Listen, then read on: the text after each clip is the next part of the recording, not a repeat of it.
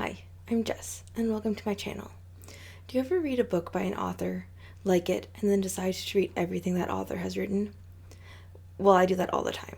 My current author obsession is Kingfisher. I just read A Sorceress Comes to Call. A Sorceress Comes to Call is a reimagining of the Grimm's fairy tale, The Goose Girl. I didn't realize this was going to be a fairy tale reimagining when I requested it from the library. It's just a happy coincidence that I get to read a book by my current favorite author and continue my ongoing project of reading and reviewing fairy tale retellings. As always, this video contains spoilers for A Sorceress Comes to Call. Cordelia is obedient. She doesn't want to be, but her mother, Evangeline, is a sorceress and makes Cordelia obedient by seizing control of the girl's body. Evangeline uses being obedient as a punishment whenever Cordelia acts in a way she does not approve of. Cordelia and Evangeline live in a small house in the town of Little Haw, thanks to Evangeline's benefactor, who she visits about once a month. There is no privacy in their household. Cordelia is not allowed to close any doors, because Evangeline says there should be no secrets between them. Cordelia has only two friends, Ellen Parker, who she rides with, who doesn't mind carrying the conversation because Cordelia doesn't speak much, and Falada, her horse, who she confides all her secrets to. One day, Evangeline goes to visit her benefactor and returns an hour later, furious. Her benefactor has ended their arrangement, and now Evangeline needs to find a new arrangement to support them. She says that she wishes she had made Falada kick her benefactor in the head, but didn't because she didn't want Falada to have to be destroyed for attacking someone. Cordelia hadn't realized that Evangeline made Falada obedient too. The next morning, Cordelia sets out on Falada with no intention of returning. She didn't pack anything or make a plan because even thinking of rebelling is too dangerous. She rides in the opposite direction she normally goes. About 3 miles away from home, the furthest she's ever been, Falada stops and refuses to go any further. Cordelia dismounts and tries to lead him down the path, but he won't move. Then Evangeline appears out of the bushes, asking what Cordelia is doing. She reveals that Falada is her familiar, and that he tells her everything Cordelia tells him. They ride back home together. Evangeline has decided to find herself a wealthy husband. It won't be easy with a child in tow, so she tells Cordelia to lie about her age and say that she is 17 when she is actually only 14. That way, men will think that Cordelia will be married off soon and out of the way. The problem with landing a husband is that Evangeline can't ensorcel them. First, weddings break enchantments. It's the water, wine, and salt consumed as part of the wedding ceremony. Evangeline leaves for the city to find herself a new husband, leaving Cordelia alone for 3 days. Hester wakes one night with a sense of dread. Something bad is coming. She isn't safe. 3 days after that night, Hester's brother, Squire Samuel Chantham, comes home from town accompanied by Doom. Samuel introduces Doom to his sister as Lady Evangeline. They met in the city where Evangeline had gotten lost looking for a dressmaker. She was planning on making an appointment to get her daughter fitted for new dresses for her upcoming season in town. Samuel is smitten by Evangeline and invites her and her daughter to stay with him and his sister while they wait for the new dresses. Evangeline wakes Cordelia very early, 3 days after she left for the city. She tells Cordelia to pack all her things because they are going to stay with the squire, and she has a cabriolet for them to ride in, courtesy of her former benefactor. When Cordelia goes outside, she recognizes the crest on the side of the door as belonging to Mr. Parker, Ellen's father. Cordelia and Evangeline arrive at Chantham House. Late, Evangeline tells Samuel and Hester that their carriage threw a wheel and their belongings were tossed into a field where they were trampled by the panicking horses. Luckily, a friend loaned them a cabriolet to use for the rest of their journey, and they managed to save a few items of clothing. While Evangeline recounts their misadventure, Hester is watching Cordelia. She had expected Doom's daughter to be just like Doom herself, but instead, she's a fearful, timid girl. Evangeline and Cordelia are shown to their rooms. Cordelia is pleased to find out that she will not be sharing a room with her mother. She has been assigned a maid, Alice, to act as her lady's maid for the duration of her visit. In the morning, Evangeline tells Cordelia that she is expected to follow proper etiquette while they are at Chatham House, and use the proper forks while eating. Cordelia panics because she has never learned which forks to use for which dishes. Evangeline tells Cordelia just to copy what she does. She also suggests that Cordelia spend time with Hester to keep Hester busy. Later that day, Cordelia visits Hester in her parlor. Hester offers to teach Cordelia to embroider. After spending the afternoon with Cordelia, Hester realizes that she not only has to save her brother from Evangeline, but Cordelia too. At dinner that night, Cordelia is sat across from Evangeline, but a large lobster is placed between them, and she can't see which forks her mother is using. Hester sees her fear and uncertainty, and subtly shows her which forks to use. At breakfast the next morning, Samuel reads a story from the newspaper about a Mr. Parker from Little Haw who attacked his family with an axe, killing 3 servants and 5 of his family members. Upon hearing the story, Cordelia faints. When she regains consciousness, Samuel is very apologetic, saying he shouldn't have read such a story to her. Cordelia says that she'd rather know, and reveals that she's from Little Haw.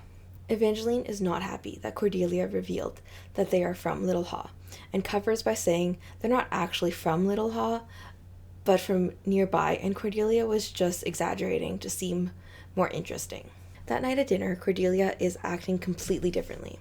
She spends the meal chatting with Samuel, and Hester thinks she was wrong about her, and that Cordelia tricked her.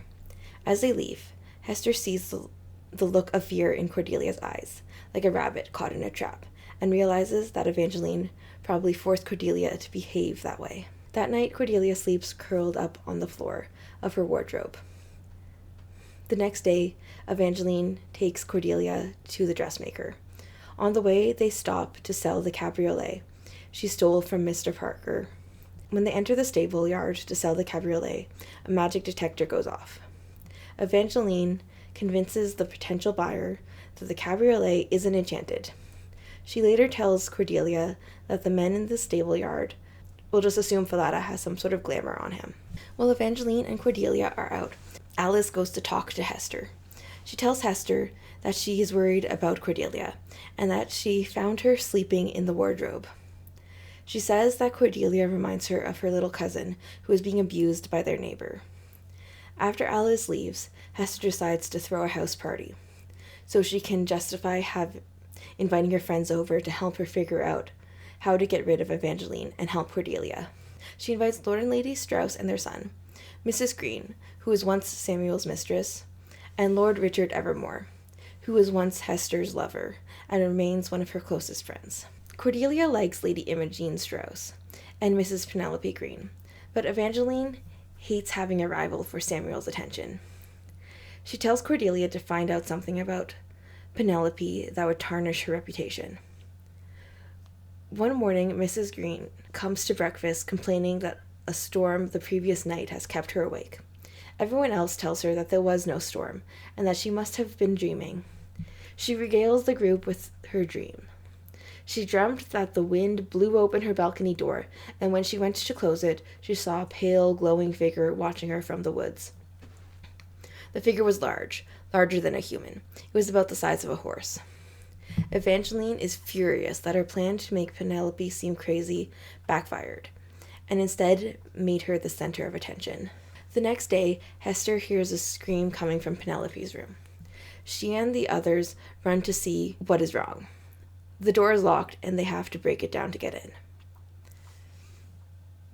Inside, Penelope stands, covered in blood, with a knife in her hand. On the floor is the bloody body of her maid. Cowering by the balcony door is Evangeline, also covered in blood. When Hester looks at Penelope's eyes, she thinks that she also looked like a trapped animal, but not a rabbit, a fox. When they try to get Penelope to drop the knife, she moves towards the balcony. It looked like she was being blown by a strong wind. Then she goes over the railing and falls to her death. In the morning, Cordelia is told what happened. She immediately thinks that she has to tell Hester the truth. She goes to Hester's room and tells her that Evangeline is a sorceress and that she can make people obedient. She's certain that her mother killed Penelope. Hester isn't sure if she believes Cordelia because sorcerers don't have that kind of power. At least not anymore. Cordelia suggests that they interview Mr. Parker, since he's the only other living person she knows her mother has made obedient.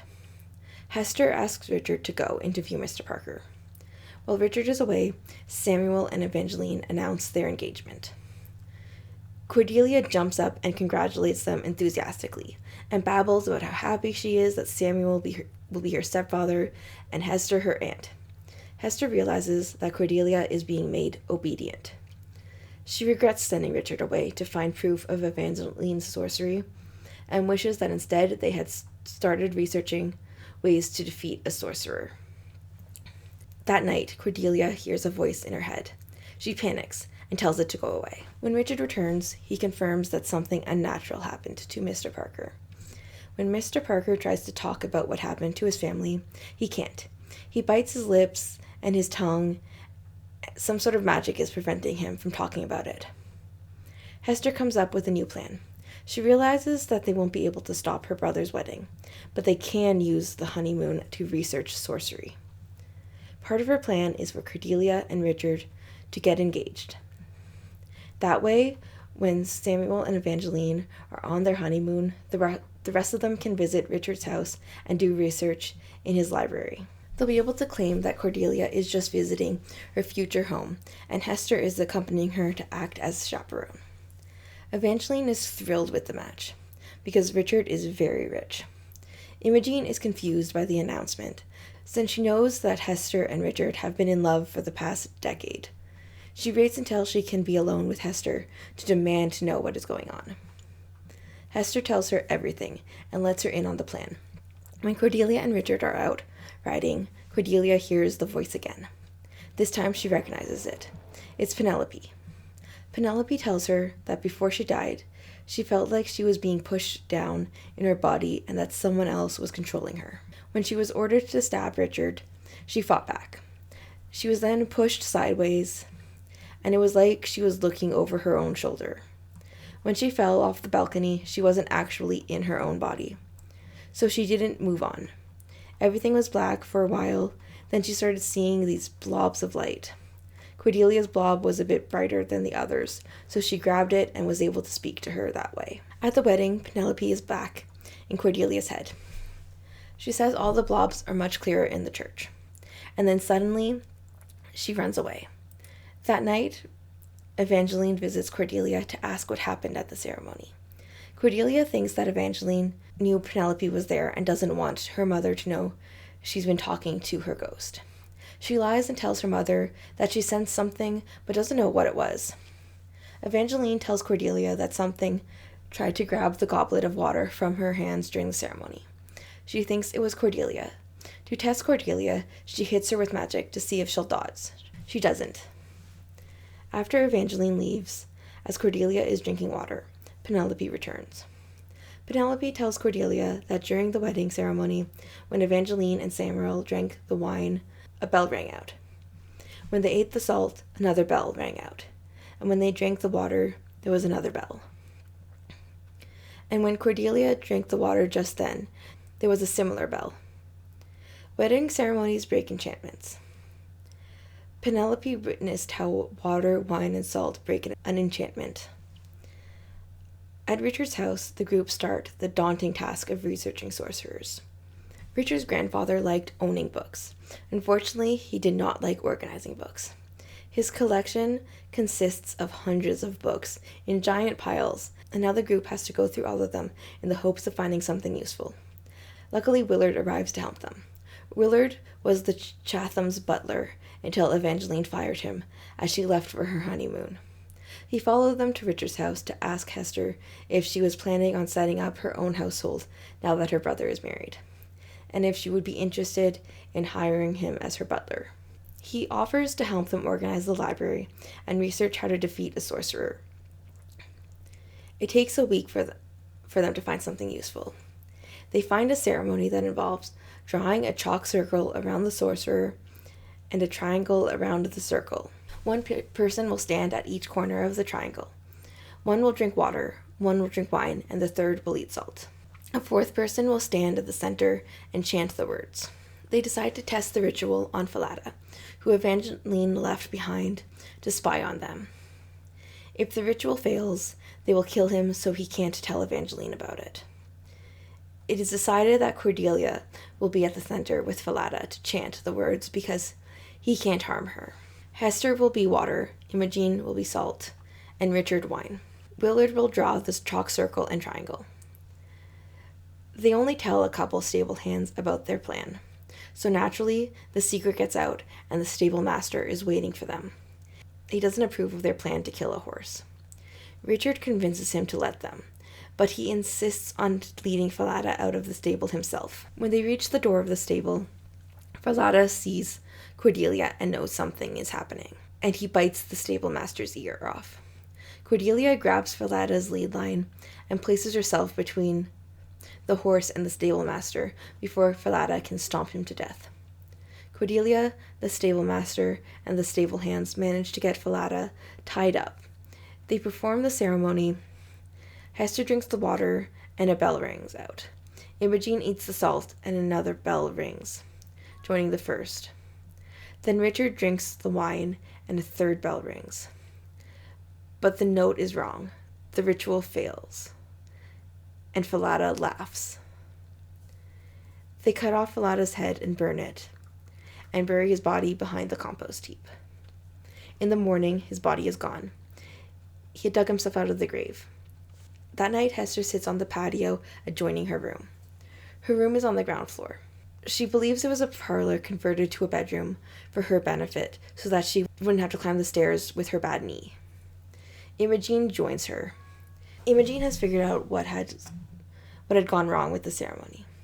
The people at the corners were supposed to represent the elements they consumed, and Richard is not like wine. A glowing figure appears in the distance and approaches the patio. A flock of geese surround it. Hester used to breed geese and had a good business selling them. It's believed that geese keep evil spirits at bay. When geese fell out of fashion, she gave her flock to Richard. The geese have been keeping an eye on Falada since they first arrived. The horse has been constantly surrounded by geese, and they surround him still. The headless horse comes closer to the patio. Hester and Imogen run inside and shut the door. With the help of Hester's maid, they drag a wardrobe in front of the door to keep Falada out. The glass door shatters under Falada's hooves, but he can't move the wardrobe. The next day, Richard sends the head groundskeeper out to look for Falada. That evening, he is found trampled to death. Cordelia doesn't want anyone else to be killed by Falada, so she decides to take care of him herself. Alice helps her sneaks out. Cordelia gets on Falada's back, and he takes her through the woods, past houses and villages. After several hours, he comes to a stop in a clearing. Her mother emerges and orders her to tell her what she's done and who she's told. Evangeline thinks that Cordelia was trying to steal Falada to use as her own familiar. She tells Cordelia that she was lucky she failed and only the top few layers of enchantment were broken. Obedience is one of the centermost layers. If Cordelia had broken that enchantment, Falada would have killed them all. Unless she got really lucky and also broke the enchantment that keeps him in this world. Evangeline demands to know who else was involved in the plot to break the enchantments on Falada. Cordelia refuses to say, so Evangeline makes her obedient, gives her a knife, and makes her carve a triangle into her thigh. When Cordelia is released from obedience, she collapses on the ground, in pain. She admits that Richard was involved. She also says that the groundskeeper was involved and that Falada killed him. Evangeline and Cordelia ride back to Richard's house together. When they reach the edge of the forest surrounding Richard's estate, they see that a search party is out looking for Cordelia. Alice told Hester that Cordelia had gone looking for Falada when Cordelia failed to return by dawn. Evangeline orders Cordelia to call out to Richard. Cordelia does. She hopes to warn him that something is wrong by calling him by his first name. She's only ever called him Lord Evermore before. He doesn't get the hint and comes towards them, so Cordelia calls out a warning that Evangeline is with her. Furious, Evangeline makes Cordelia obedient again and orders her to stab Richard in the neck. She had planned on having Hester kill Richard in what would be believed as a jealous rage, but sometimes plans change. Penelope, who managed to follow the group from Chatham House, tells Cordelia that she can see the ropes of Evangeline's enchantment on her. She tells Cordelia to fight the obedience. Cordelia manages to resist just enough that she raises her hand just a bit too high, so when she strikes, she hits Richard in the cheek and not the neck. Hester runs up and presses her shawl to Richard's face. She knew something was wrong when Cordelia called him Richard and came running. Evangeline hits her with a spell and she collapses in pain. She hits Richard with the same spell. Penelope tells Cordelia that there are fewer magic ropes on her. Her mother's magic is being diverted to attack Hester and Richard. Cordelia drops the knife. When Evangeline makes her stab Richard again, it's with an empty fist. Hester takes this opportunity to hit Evangeline over the head with her cane. But now Falada is approaching. Imogen shouts at the horse to get back, or she'll slit Evangeline's throat. Imogen had the foresight to grab a pair of scissors from Hester's embroidery basket and is now holding them to an unconscious Evangeline's throat. They decide to try the ritual again. Penelope witnessed the ritual before and saw that it was working until Richard drank the wine. Cordelia tells the rest of the group that Penelope has been talking to her and relates what Penelope saw. The ritual doesn't actually need the chalk outlines. It just requires belief. Cordelia sends Alice to the nearby stream to get water for Hester. Imogen says that the human body contains salt, so she'll be fine getting salt. And Imogen's flask of brandy will serve as the wine. But Richard can't be the one to drink the wine. Penelope volunteers to take his place. Cordelia stands over her mother and chants the words. Hester drinks the water and a bell rings. Imogen bites her lip and drinks her own blood, and another bell rings. Getting salt from blood seems a bit extreme to me. Wouldn't it have been easier to just lick a bit of sweat off her arm, or force herself to cry and get salt from her tears? But the blood worked. And then Penelope drinks the brandy, and a third bell rings, in harmony with the first two. Cordelia feels the wind pick up, and it feels like she's being unmade and remade in her purest form. The ritual is working.